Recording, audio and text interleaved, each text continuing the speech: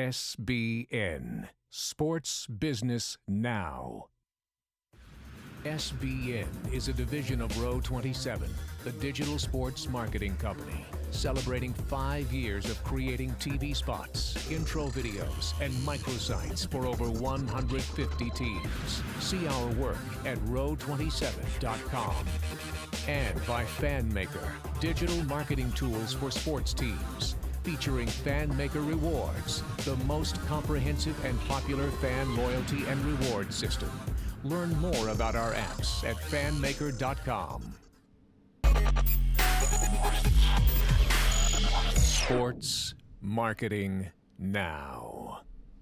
Hey everybody, and welcome to Sports Marketing Now. I'm Holly Koski, and Sports Marketing Now talks about all of the latest news from the marketing side of the sports world from the week. And we have Max Huber of Row 27 and Matt McCormack of the Minnesota Swarm. Mac, how are you doing today? Matt and Max. That's going to be hard. Matt, how's it going? Not too bad. Having a good day. Good. You? Besides my, language blunders, doing good. Max, how about you? Things are going good. It's kind of dreary outside, but being stuck in the office isn't so bad. And we've got Memorial Day coming up, so life is good. Matt, how are things with you guys coming into the off season? It's nice. We relax a little bit here after the playoff run, and now we are starting to build out the 14th season already. So it's a good time. No such thing as an off season, right? No. Yeah, I can imagine. Pardon me? It's all just the preseason. Right. Exactly. And moving on to our first topic now, which is the DC United of the MLS. They decided to kind of do a Brand the Brew contest with a local brewery, DC Brew. So it's basically, this local pub it created kind of a local craft beer, and they partnered with DC United for fans to kind of name the beer. So it could be, DC United themed or things like that. So yeah, it's kind of a unique blend. You can see the video there of kind of the local processing plant and some of the owners of the brewery talking with DC United officials on how, to really interlace both brands, since both are very local. And they said in the press release this was, kind of groundbreaking, but Max, you found something else that suggests otherwise, right? Well, Portland Timbers kind of had something with this with Widmer Brothers over there in Oregon. That's kind of beer country. That's craft beer. I know we take great pride in that here in the Twin Cities for having craft beer, but when you get out to Oregon and some of these other places, you're going to have great history of craft brew. So Widmer Brothers actually came out with a green and gold Kolsch for the Timbers Army. So it wasn't directly with the team, it was with the supporters of the team. I know when I was with the St. Paul Saints, we had always looked at the possibility of doing something like this just because people love beer. It gives you some brand recognition in there. And I know that beforehand we were talking about this with Matt, and it could be a great opportunity for the Swarm as well, moving forward with one of our many local beer companies. Yeah, Matt. Yeah, like you guys said, it's not groundbreaking, it's not brand new, but I think it's a great tie-in, and especially with a smaller, more flexible brewery. Where they can do these small batches, and Surly Brewing here in town is probably a good example of one that could do it. I know we're looking at it, and I know our fans, the Swarm fans, would absolutely love it. So a very honey-based beer, but Max, like you said, sampling and the testing process could get kind of drawn out, and we would just have to suffer through that, I think. Unfortunately, you would. You'd really have to take one for the team, but that's the life of the job there. Definitely craft brews are kind of the hot topic now these days. I know the Detroit Pistons held like a craft brew night.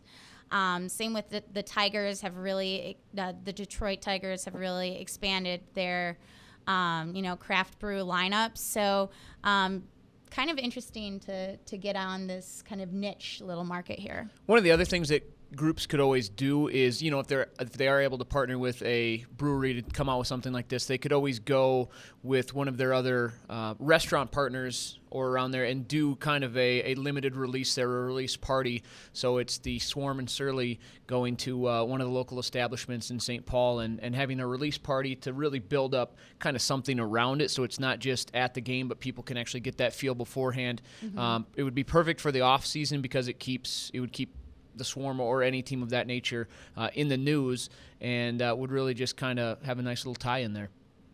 And I think you would find it a lot easier, actually, from a logistic standpoint, to go to your local establishments mm-hmm. rather than mm-hmm. If you're not the primary tenant in your stadium or your arena, going through the concessionaires and the buying, purchasing processes and everything there. Just getting a product that isn't that can compete with somebody that's already a rights holder or an exclusive pourer in a building, that can be a real struggle sometimes, especially for secondary tenants. So the local places, the bars around the building, around the arena, could really play a key role in that. Yeah, that's a great point, Matt. And sticking along with the MLS here, they've actually, on a league level, they've done a partnership with Microsoft. And it's going to be a multi-year sponsorship for the Windows 8 brand. And they're going to have a ton of, on-site activation at MLS matches, throughout the country. And it's interesting because other than developing apps, Microsoft doesn't really sponsor any sports leagues besides, Xbox is the shirt sponsor of the Seattle Sounders. So kind of an interesting partnership there. But what are your thoughts on, partnering with a digital brand like Microsoft? How does this increase, the MLS's mobile and digital efforts? I'll start with you, Matt. I think it's going to be a big help for them. I've only seen Windows 8 a little bit in use, but I would assume that part of this is going to be included with a higher visibility for the league in the platform, whether it's as a featured app on the home pages or however it works out. But I think that part of it will be good. It'll just get them more upfront exposure, from an in-arena or on-site. I think it'll be good for Microsoft to get the product out there. It's a completely different system than you're used to on a PC or a computer. So the more people that are playing with it, the better off they'll be. Yeah, I think the on-site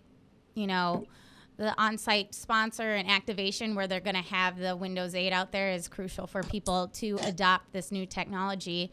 Max, what are your thoughts? One of the things I like about it is the brand loyalty that a lot of MLS fans have.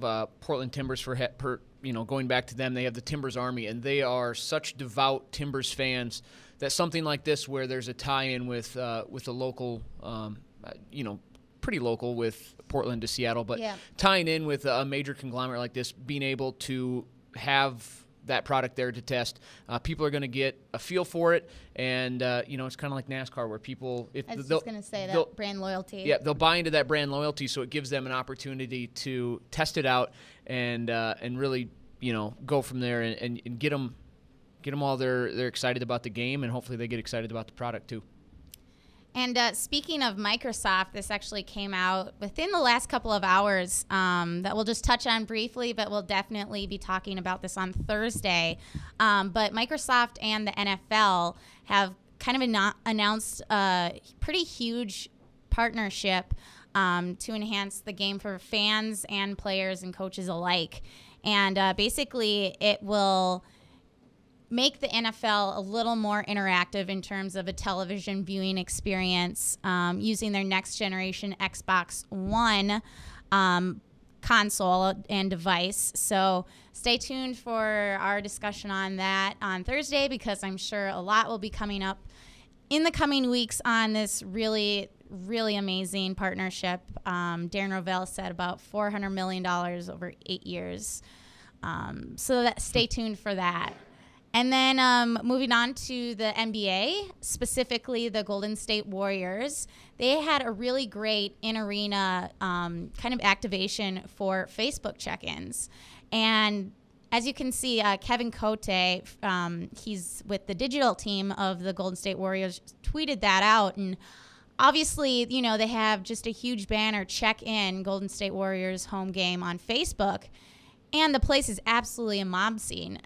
He also tweeted that, you know, they've been averaging 6,000 check-ins per game during the playoffs, which obviously checking in on Facebook is a great way, you know, to get your brand out there and get on your brand's networks, news feeds, and really spread, you know, brand messaging. So, you know, how can other teams capitalize on checking in venue, just like the Warriors have here? Matt, I'll go with you first.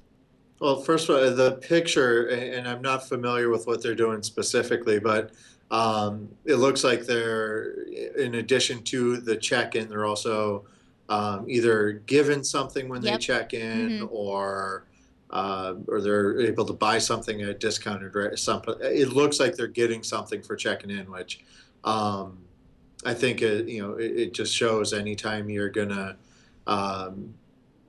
put anything new out there, if you're giving away a free T-shirt, a free towel, whatever it is, you're gonna have better results, right? The fans love the freebies. So I like that. I like the getting it ingrained in people. It's part of the your process when going to a game. Now it's you know, I'm paying for my parking, I'm getting my beer. Oh yeah, I got to check in too on Facebook. So it's, you know, the more you can make it just part of the routine, the better off they'll be. Yeah, you got to brag to your friends a little bit that you're at the playoff game, and clearly they're capitalizing on it. Right, like you mentioned, Holly, it's going to go out there on their social media feed. People are going to see it, whether somebody's on their mobile phone or on their desktop. They're going to see that Joe Schmo has checked in at the Warriors game. Damn, I wish I was there. I wish I could be a part of that. Not only that, this person, it looks like a towel or a T-shirt or something that they're getting for being at this game, which is pretty darn cool. You know, even like Matt said, if it was a discount at a concession stand or on another piece of merchandise, it's pretty cool. But once you get it ingrained in their brain, hopefully they don't get just triggered to where they expect something just for checking in, because I mean there's only so much inventory that some teams are able to provide. Right. But at least, you know, if they get it in their brain and it's, you know, it's not an everyday kind of thing, or it's a contest where, you know, every 10th person who checks in gets something. I don't know what it would be, but still entice them to check in and get on their feed, but, you know, also try to balance the reward that they get for doing that as well. Yeah, definitely. The Warriors have been phenomenal over social media, whether it be, you know, playoff tickets, scavenger hunt, or, you know, initiatives such as this check-in. Also, the Tampa Bay Lightning of the NHL has done some really great check-in incentives where if you go down to a table, I think during a couple of games, if you checked in or tweeted, you would get a Lightning cupcake, which is kind of cool. So props to the social media team down there and James Royer and his squad on that. But something, you know, that a lot of teams can really capitalize on, especially with a huge event such as the playoffs. So moving along now to the Roland Garros French Open for you people who are not familiar. That is going to be starting here in a couple days. And there's this really awesome, unique I guess, activation by BNP Paribas. I'm probably saying that wrong, but it's a partner of the Roland Garros French Open for over 40 years. And they're kind of doing this great thing with Wilfried-Tsonga. Basically, they're calling it tweet and shoot. So you choose your shots as, let's say, a Facebook or a Twitter user. You choose your shots, select where and how you want Tsonga to hit a ball. So basically, you're tweeting at him, you know, what practice shots he needs to train for. And then basically you tweet that out. Those tweets go into a robot, and the robot, which is just a typical ball machine, kind of figures out those coordinates and shoots the ball where you said you want it to go. So if you think Tsonga needs to work on his, backhand in the deep left court, send him a tweet about it. And this could be potentially huge in terms of fan engagement and sponsor engagement. Basically challenging an athlete via Twitter and seeing if they can hit your shot. So, Matt, what do you think about this? I can't wait for the first time this is used in some sort of in-game or fan entertainment aspect, where a team will put an intern in the end zone dressed in the other team's jersey, and you get to shoot balls at him or whatever it is just by tweeting. I mean, it's an incredibly innovative program. I mean, it looks really cool. I'm anxious to see how the response goes, if it's something, how it's executed and pulled off, but it looks really entertaining, and I'm assuming it's a technology that'll just become more and more available and more people will be doing it. Who knows? Maybe row 27 will set up a webcam in the office area, and you can tweet to throw something at a window or somebody's desk. I think that you get a lot of traffic. Or paper balls at Max Huber's head. There you go. Whatever. For technology's purposes and for advancement in that, whatever. I'll take a paper ball off the head. But I think it's really cool being a tennis fan, getting to interact with a player like this. Especially if they have some sort of announcement like, "Hey, now coming up, Holly Koski's shot," or whatever it is, just so you can kind of feel even more a part of it. Obviously it helps to get a name like Joe Wilfried-Tsonga, who's a top 10 player in the world. That obviously helps, and the fact that it's coming up soon is cool. But it's the people that think of this kind of technology or just to do something like this are absolutely amazing. And like Matt said, I'm just excited to kind of see where things like this can go, not just with tennis, but intermission at a lacrosse game. Maybe even like the NBA All-Star game, I could see people doing that, like for dunks and stuff. Like dunks, so LeBron hit a shot from this part of the court and whatever. It's just, it could be cool, and it'll be interesting to see where it goes. Yeah, I think it's Oh, go ahead, Matt. No, I was just saying, just as a follow-up to it, it would be great. You mentioned about seeing the announcing these are Holly's shots, but now you take it a step further and. They post a Vine video showing him actually hitting your 3 shots, or something that you can then take and you'll want to push out to your friends even more. Go ahead, Matt. Finish. No, that's it. I was just going to say, if somebody said 6 years ago that Matt McCormack can send out a tweet, Joe Wilfried-Tsonga is going to hit a ball and we're going to Vine it, people would think that you were absolutely crazy and would have made no sense. I know, that was a lot of tech terms all up in there, but completely relevant. And I think it's just an extension of, say, a text in to vote for which song you want to hear during the 7th inning stretch or during halftime. I just feel it's a kind of a next evolving aspect of kind of the fan engagement and user engagement. But this is great since they don't have to be in arena to participate. And it's done match, so it's not super, visible in terms of if things go wrong or something like that. But some great stuff. Thank you, Matt and Max, for joining us. And we will see you on Tuesday. Well, I guess Thursday. Yeah, today's Tuesday. We'll see you on Thursday for SBN Live. And you can find us anytime at sportsbusinessnow.com or on Twitter at SBNow. We'll see you next time. SBN, Sports Business Now.